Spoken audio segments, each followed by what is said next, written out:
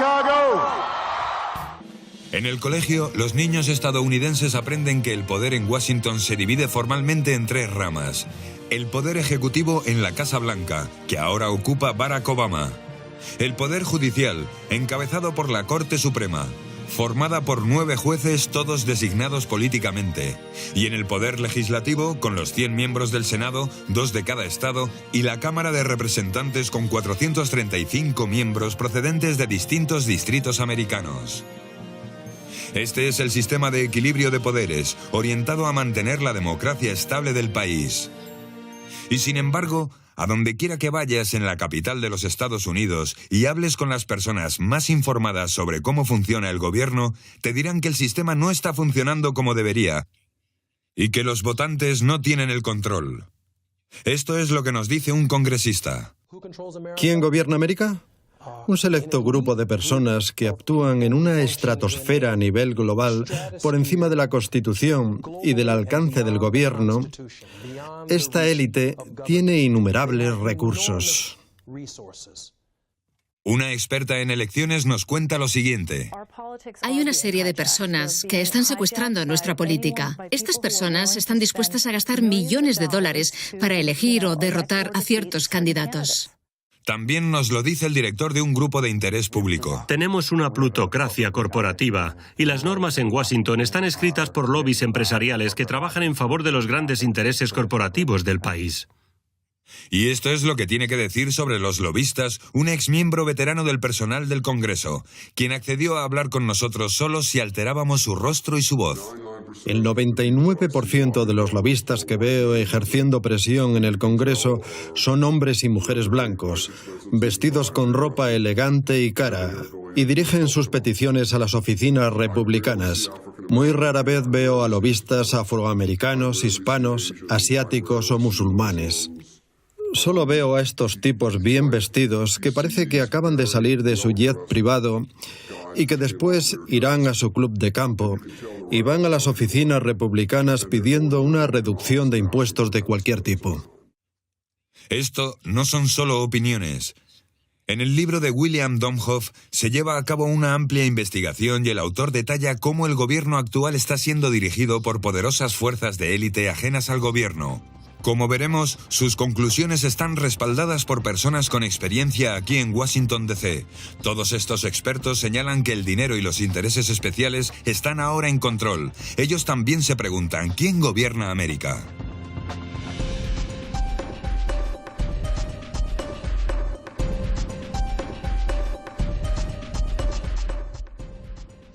Hablamos con los líderes de 3 organizaciones de vigilancia de renombre, especializadas en la investigación y el análisis de las fuerzas ocultas que operan entre bastidores. Public Citizen se centra en cuestiones de corrupción y de responsabilidad. Robert Weisman es su presidente y describe cómo se aprueban las leyes. ¿Cómo surge un proyecto de ley? ¿Cómo se convierte en ley? ¿Cómo se implementa? ¿Y cómo se consigue cumplir? En cada paso del camino hay empresas pertenecientes a cualquier industria que controlan el proceso. ¿Por qué congresistas, personas a las que hemos elegido, no desafían a este sistema? Ellos son un producto del sistema, por lo que tienen un sesgo inherente a favor, porque ellos han tenido éxito en este sistema de una forma u otra, y aquellos que lo desafíen van a tener que luchar contra un poder muy arriesgado. Por supuesto que hay muchos de ellos que son muy buenos en su trabajo y que cuestionan al sistema, pero por lo general las personas llegan a Washington porque se dan cuenta de cómo hacen que el sistema funcione para ellos. Incluso la mayoría de infiltrados son educados para ser reelegidos. Se trata de favorecer los intereses corporativos. ¿De dónde proviene el dinero? Los primeros 100 donantes han suministrado el 77% del dinero que va a los super PACs, comités de acción política. Eso significa que el 1% de los donantes están dando el 64% del dinero. Es una pequeña élite que va a hacer los aportes que van a tener influencia electoral. Este sitio web, opensecrets.org, proporciona información sobre el origen del dinero destinado a la política. Sheila Krumhold Lo supervisa como directora ejecutiva del Center for Responsive Politics. Opino que muchas de las personas que se preocupan por el papel del dinero en Washington y por cómo esto pone en marcha el engranaje de los intereses privados que gobiernan el día a día, creen que los miembros del Congreso y los responsables políticos controlan las palancas del poder, pero que en realidad son los donantes, los patrocinadores de estas personas, los que mueven los hilos. Los políticos son un poco como las marionetas visibles del poder, pero las personas detrás de ellos son quienes realmente están al mando. ¿Cómo podemos saber quiénes son estas personas? Bueno, tenemos millones y millones de registros de donaciones a candidatos federales, a comités de acción política, incluidos los pactos de liderazgo, que son el tipo de fondos reservados que controlan a los partidos. También podemos ver que el dinero va directamente a los super PACs, que son comités de acción política, que supuestamente solo están dando contribuciones a grupos que gastan dinero para cubrir los gastos independientes de las campañas y de los partidos. Por supuesto, el problema es que existen grupos que están recibiendo grandes cantidades y no dan a conocer de dónde viene ese dinero. Y estos grupos están llevando a cabo publicidad política, a menudo bastante condenable y desagradable, a veces irresponsable, pero altamente influyente. Y no tenemos idea de quién les proporciona ese dinero. Sheila nos muestra lo que los datos revelan. Una pequeña minoría controla el proceso con un reducido número de millonarios financiando toda la política. Hay 610 super PACs registrados. 195 de ellos están proporcionando el dinero para los anuncios. Pero este gráfico demuestra el espectacular aumento que está teniendo lugar en el gasto en publicidad por parte de estos grupos. En 2012 podemos ver que se han gastado más de 100 millones. Es un aumento del 100% sobre la cantidad gastada en 2008 y un 40% más que el ciclo anterior. Esta es una lista de los clientes de los lobbies en Washington entre 1998 y 2012. La Cámara de Comercio de Estados Unidos gastó 831 millones de dólares. La Asociación Médica de Estados Unidos, 269 millones de dólares. General Electric, 268 millones de dólares. Investigadores y productores farmacéuticos en América, 219 millones de dólares. Y hay muchos, muchísimos más. El año 2012 podría haber sido un punto de inflexión en la política estadounidense por todo el dinero que literalmente se estaba invirtiendo. Mary Boyle, vicepresidenta del Common Cause, explica. Para saber quién está gobernando América, sin duda hay que prestar atención a la gente que está suministrando grandes cantidades de dinero a las campañas políticas. Son personas muy influyentes, proporcionan millones de dólares para las campañas políticas y, por supuesto, buscan una recompensa por ello. Tienden a ser personas de negocios muy perspicaces que ganan grandes cantidades de dinero porque saben lo que están haciendo. Por desgracia, son necesarias muchas tareas administrativo-burocráticas que le dan a la vez más tiempo a los medios de comunicación. Se da por hecho que cada persona apoyará a los candidatos que, en última instancia, puedan llegar al Congreso de los Estados Unidos y voten afines a su ideología. Los mayores contribuyentes en las campañas de Estados Unidos son las instituciones financieras y los segundos son los promotores inmobiliarios. Eso significa que si te presentas como candidato y quieres resultar elegido, tienes que hacer promesas que estén respaldadas por las políticas apoyadas en el sector inmobiliario, en el sector financiero o en ambos a la vez. ¿Y todo esto no pone en riesgo a la democracia? Claro, quiero decir, debido a Citizens United y a otro par de otras decisiones judiciales, ahora las empresas tienen la libertad de proveer más dinero del que nunca antes se habían permitido. Y eso es sin duda una amenaza para nuestra democracia, porque lo que hace esto es ahogar las voces de los ciudadanos de a pie. En cierto sentido, es desalentador el hecho de que en las elecciones de 2008 hubiera un enorme número de personas que querían un cambio, y sin embargo, parece que se está oponiendo resistencia a cada cambio por parte de minorías que son muy hábiles minando los cambios. Sin duda. En 2008 tuvo lugar la elección del cambio y nos ha decepcionado que no haya habido más cambios desde la Casa Blanca.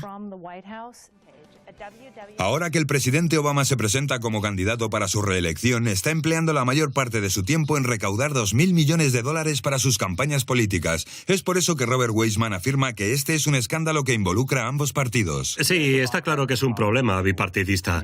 Los $2 millones son solo para la carrera presidencial. La carrera nacional en general costará probablemente alrededor de $8 millones. Obama es un recaudador de fondos de gran talento, así que va a ser capaz de recaudar una gran cantidad de dinero. Las altas cantidades de dinero exterior van a ir mayoritariamente a los republicanos. Presentarse como candidato, ya sea para la presidencia o la legislatura estatal, es tan caro que es necesario salir a la calle y empezar a recaudar dinero de las personas que quieren algo a cambio de tu voto. El dinero destinado a la política no se limita a financiar a los candidatos, también financia a los lobistas. En 2011 hubo 12.654 lobistas que gastaron $3,32 mil millones para influenciar a políticos, agencias y organismos reguladores. La semana pasada estuve con un grupo de 20 mujeres de Oriente Medio y me dijeron que querían saber acerca de Code Pink y nuestro trabajo. Les dije que vinieran al Congreso para reunirse con nosotros. Nos encontramos en la cafetería, miramos alrededor y vimos a todas estas personas. Están haciendo presión en el Congreso, que creen que van a tener alguna influencia. Hay un lugar especial en la capital para que los ciudadanos de a pie podamos ir a hacer presión. También tiene sus fiestas especiales donde pagan grandes cantidades de dinero para tener un cara a cara con determinados congresistas. La investigadora Frances Fox Piven dice que esto es debido a otro problema. No todos los estadounidenses votan o pueden hacerlo. Bueno, tenemos un sistema de representación electoral muy desarrollado, muy retorcido y muy distorsionado. Está distorsionado no solo por las grandes sumas de dinero, a pesar de que ciertamente es un factor muy importante debido a la publicidad y a la campaña que este dinero hace posible. Muchas personas no tienen el derecho a votar e incluso los que votan no están representados equitativamente, porque las personas pertenecientes a estados más pequeños tienen más representación y así sucesivamente. Esto sirve para explicar por qué los grupos pequeños pero bien financiados como el lobby pro-Israel o el lobby pro-militar tienen tanta influencia. Joan Landy ha examinado quién se encarga de la política exterior. Se trata de una red informal de las personas que gobiernan Estados Unidos.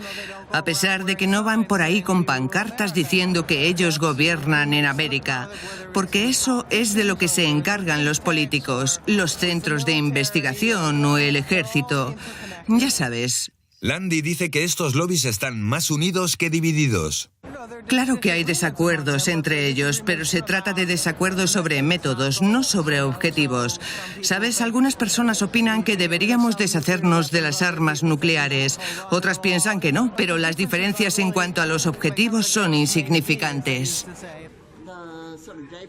El pan de cada día es que aquellos con altos cargos en política y con conexiones fuertes con los intereses monetarios son quienes dirigen el país. Estamos de camino al Congreso, que ahora tiene un índice de aprobación de menos del 10% del público. ¿Sabes cómo reconocer a un congresista? Llevan un pin aquí y aparte de eso nunca llevan a nada. Siempre es un asistente el que les lleva las cosas y tienen gente a su alrededor adulándoles. Ellos viven en su burbuja y no son conscientes de lo escéptico que es el país con ellos.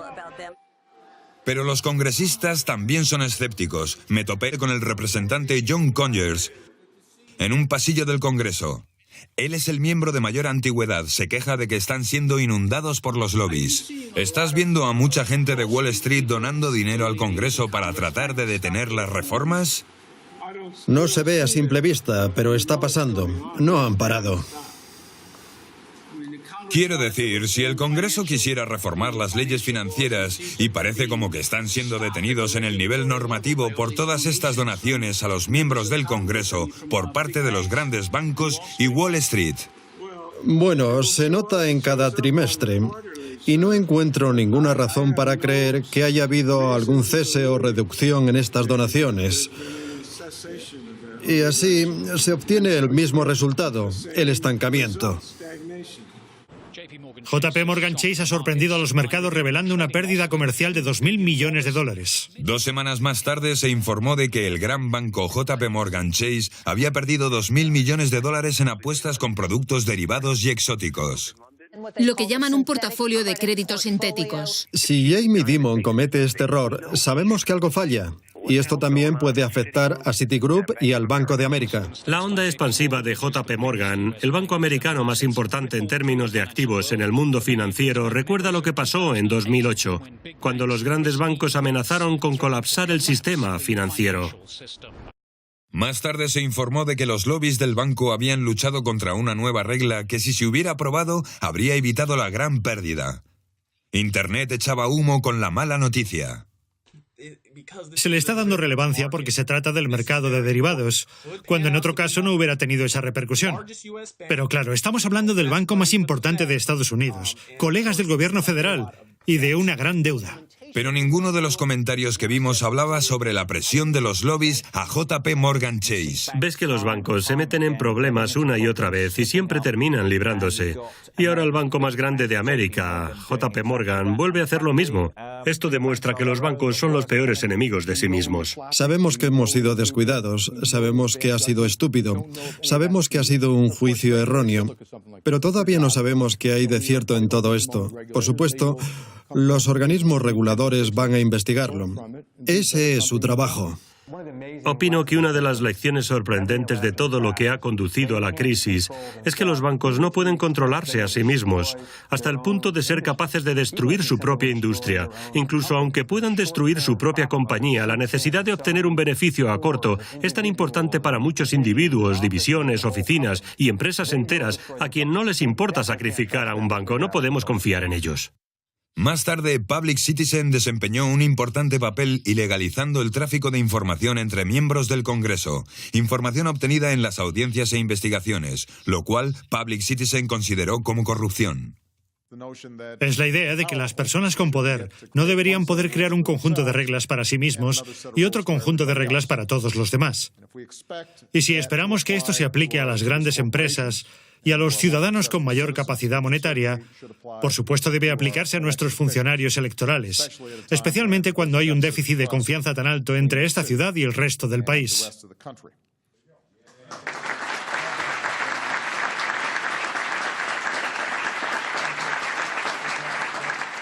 El congresista Jesse Jackson Jr., hijo del famoso líder de derechos civiles, ha representado al segundo distrito de Chicago durante 17 años. Él se dedica a investigar y explicar cómo el sistema ha evolucionado históricamente para servir a los derechos de los estados y a los intereses especiales.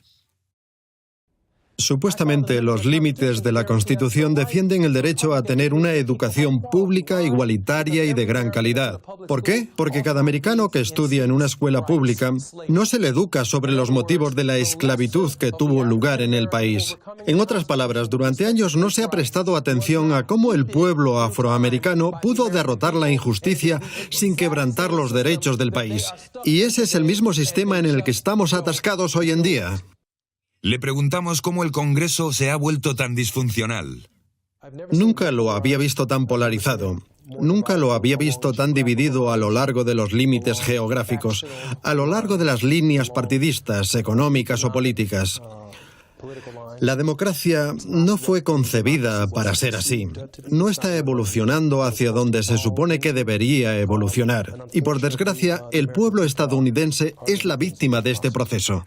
¿Cómo responderías a la pregunta ¿quién gobierna América? Hay dos tipos de poder material en este país y en el mundo. Uno es el político y otro el económico. Nosotros, el pueblo, tenemos el poder políticamente para controlar y determinar el sistema económico, y hay una lucha constante entre el poder del pueblo y el poder económico. Nosotros, el pueblo, controlamos a través del sistema político nuestro destino económico y el destino económico de la nación. Cada vez más, la mano dura del sistema económico está controlando el sistema político y manipulando a las personas. ¿Quién gobierna América? un selecto grupo de personas que actúan en una estratosfera a nivel global, por encima de la Constitución y del alcance del gobierno. Esta élite tiene innumerables recursos.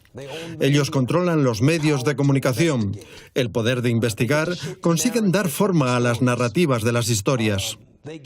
Llegan a modelar y a colocar a candidatos en cargos públicos y crean una imagen frente al pueblo estadounidense, una imagen que muchas veces no coincide con la realidad.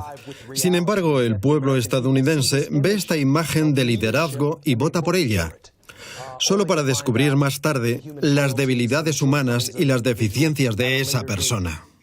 Nos reunimos con un exmiembro del personal del Congreso que trabajó en Washington para un líder legislador durante 12 años. Accedió a hablar con nosotros solo si le ocultábamos su rostro y le distorsionábamos la voz. Fue mordaz en su descripción de cómo se toman las decisiones.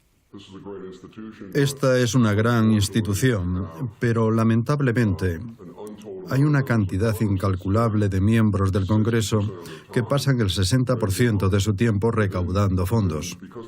Y luego, como tienen que presentar su candidatura cada 2 años, necesitan recaudar millones de dólares para ser competitivos, para ir a la televisión a promocionarse, porque la CBS, ABC, NBC y CNN cobran escandalosas cantidades de dinero para anuncios que deberían ser gratuitos o de muy bajo coste.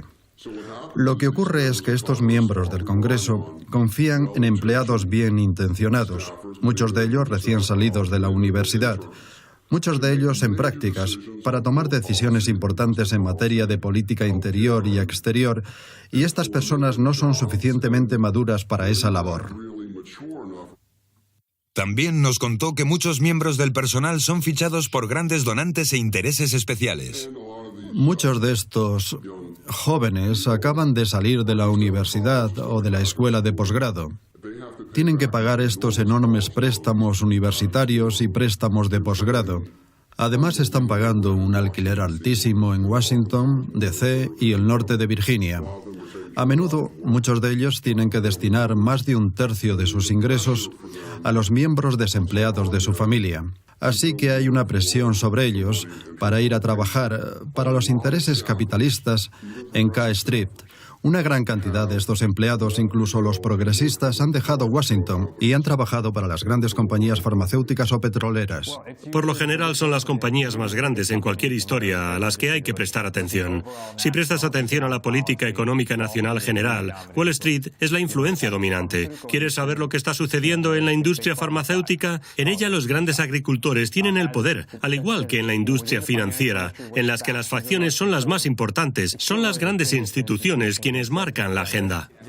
Ha habido encuestas preguntando a los estadounidenses si saben a dónde va su dinero destinado al gobierno, y casi nadie tiene la menor idea. La gente sobreestima enormemente cuánto va a ayudas, y por supuesto parte de eso es porque se habla de militarizar a naciones extranjeras como ayuda. Subestiman enormemente cuánto dinero se destina al ejército. Y sin embargo, nuestro informador excongresista nos comenta que el auténtico problema no es solo el poder empresarial. El mayor problema de América no son las empresas, ni siquiera lo es el dinero que se destina a las campañas electorales. El mayor problema es que el pueblo norteamericano no se organiza en sus distritos congresistas para mitigar el poder de los intereses especiales.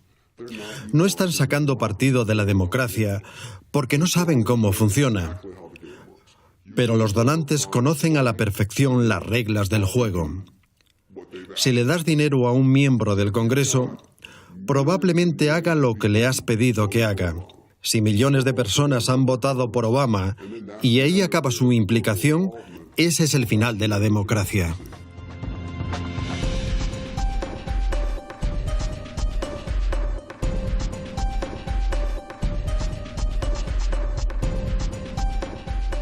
A continuación, el papel de Wall Street.